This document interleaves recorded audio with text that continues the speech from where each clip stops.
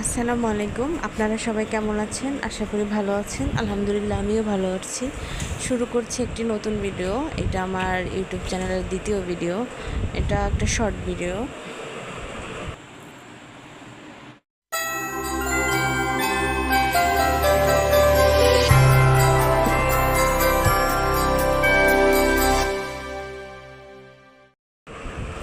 আমার মেয়ে এখনও ঘুম থেকে ওঠে নাই, তো এই ফাঁকে আমি ড্রয়িং রুমটা গুছিয়ে নিচ্ছি। এটা গুছানোই, তাও একটু ময়লা পড়ে আছে, কারণ এখন বাহিরে প্রচুর ময়লা। অনেক দিন যাবৎ কোনো বৃষ্টি হচ্ছে না, প্রচুর গরমও পড়ে, আর বাইরের জানালা দিয়ে ঘরের ভিতরে ফ্যান ছাড়া থাকলে ময়লা আরও বেশি হয়। তো সব কিছু ধুলো বালি, খুবই খারাপ অবস্থা। আর এটা বৃষ্টি না হওয়া পর্যন্ত আমার মনে হয় থাকবে।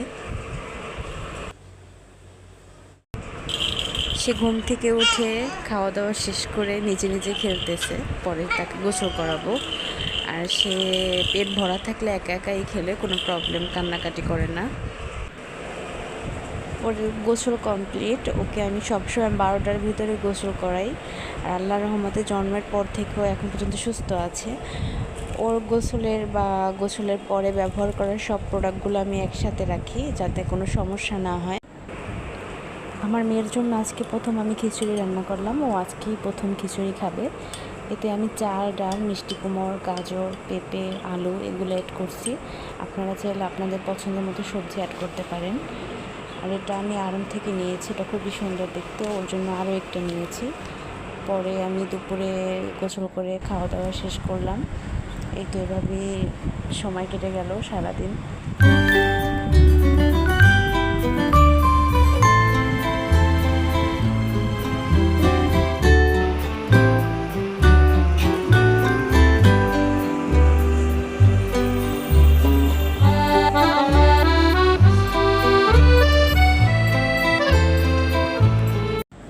কালকে আমার বোনের বাসায় যাব।